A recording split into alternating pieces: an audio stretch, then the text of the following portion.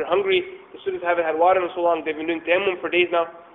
So then the principal said, forget me, take Sufi Sahib with you. And he's still a student in the school. So the other more senior students, they come to him, they said, we went to the principal and asked him to lead the prayer for istisqa, and he said to come to you. Let's go. So he went and led the prayer, and subhanAllah, by the time he finished the prayer, the well was full of water. It's a very, very pious individual. SubhanAllah, I can sit here telling you stories about this person. And honestly, a very humble individual. You walk in the Darul Bury, you walk in the school, and you'll think he's a janitor there. Halanki, he is the Shaykh al-Hadith of Muwatta Imam Malik.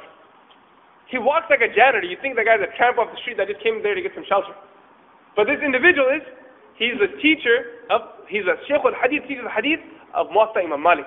He teaches the book of Imam Malik, which is called the Muwatta. And he is the teacher that taught me our Ifta. I did my Mufti course there. So one thing that shocked me about him was that he used to drive this old, broken, nasty, rusty car. Okay, I used to say to him, what are you going to do if this car gets stuck on the way? What if the wheels just pop out and you're stuck there? What's going to happen? So he was a very pious and very mutawakkil person, very humble. He said, that's what Allah will never let that happen to me. He'll never let that happen to me. He's just one of those people, tawakkul on Allah, it's, hasbunallah wa la tawakkal ala Allah, we depend on Allah and let's walk our lives and nothing's going to happen.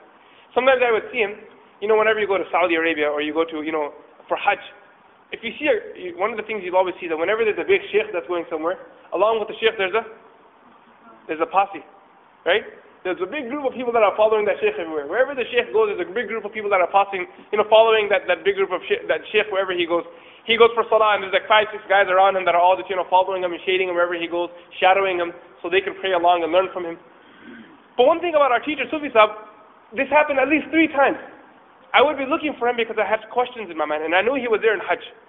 And I had a question in my mind, a fiqh question. And he always had, subhanAllah, an answer. And it wasn't only an answer that he'd come up with, he'd have proofs at the tip of his tongue. Just 2 weeks ago, there was a question that came. It was a divorce question. And it was so complicated, subhanAllah, it was so complicated that it took me 1.5 weeks of thinking, and I searched and thought. It was that complicated, and I couldn't come to an answer.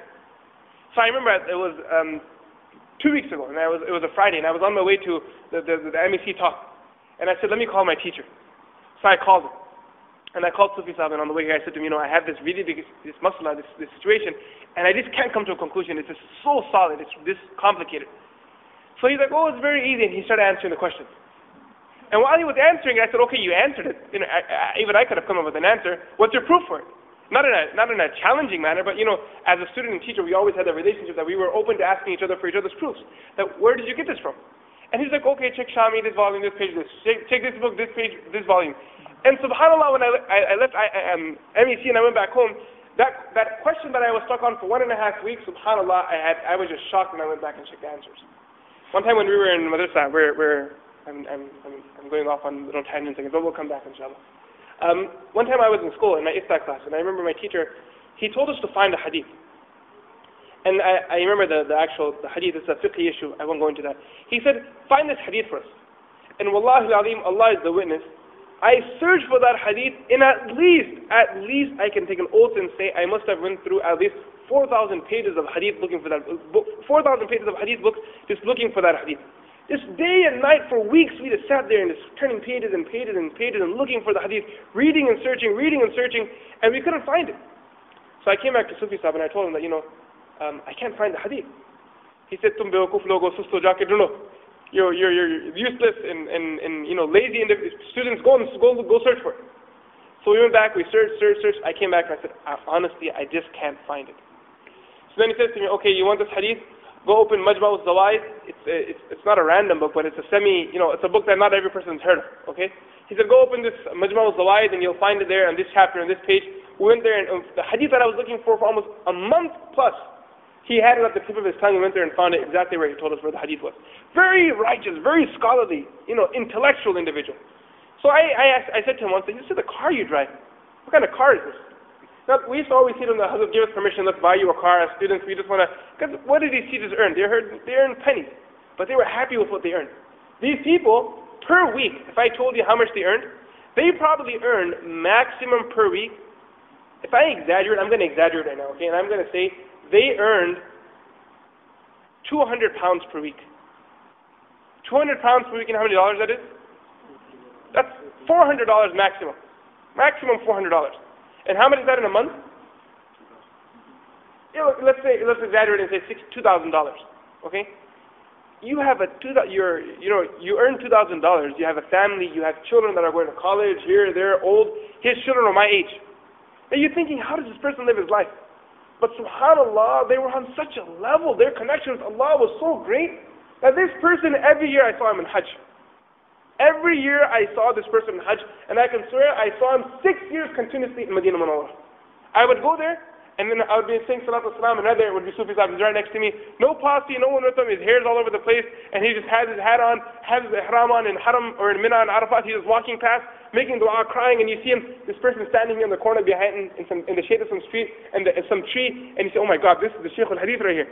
And he's there alone, crying away, making his dua, his hair's all over the place, and he's enjoying his ibadah. This person earns how much? $2,000 a month. What is that? That's nothing. $2,000 a month. If someone told you they were going to pay you that, that's an insult. That's an insult, being paid $2,000 a month. And this is the life this individual is living with joy. Subhanallah. So then one time, now that was that. Okay, so we figured out that this is what he can afford, and this is what he's living. Okay. One day what happened was that we were sitting, and he didn't bring his car.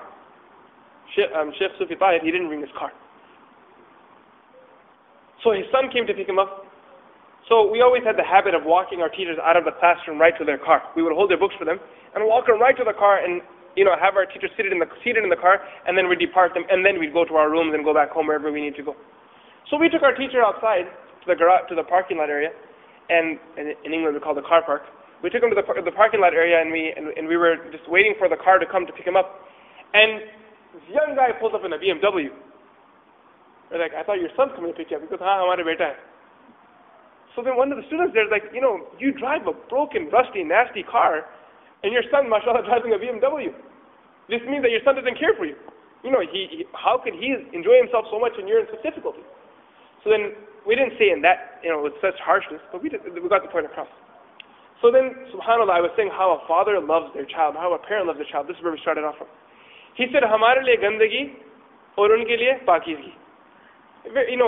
Basically what he's trying to say is that for ourselves, we're happy with filthy things. But for our children, they must have the best of all things. That's my child there. He has to have the best of all things. SubhanAllah, this is the love a mother, a father, a parent can have for their child.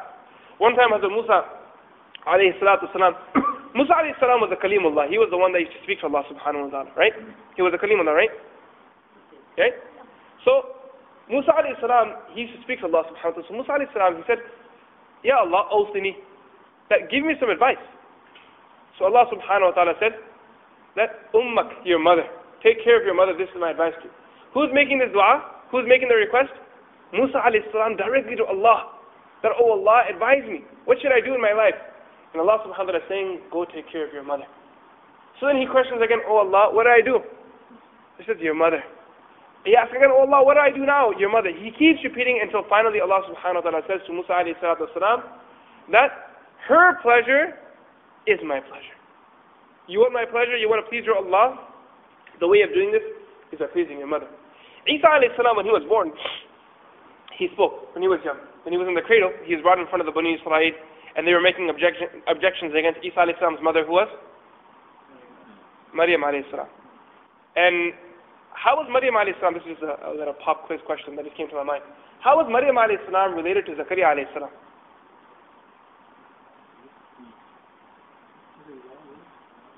Sister-in-law, ghalat.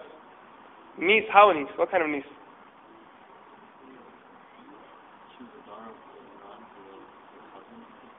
Ghalat.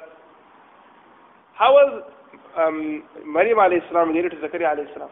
We all know that Zakaria alayhi salam was the one who used to take care of Maryam alayhi salam while she was in Masjid Aqsa. And he came to her one day, he saw the fruits there. Where did you get these fruits from?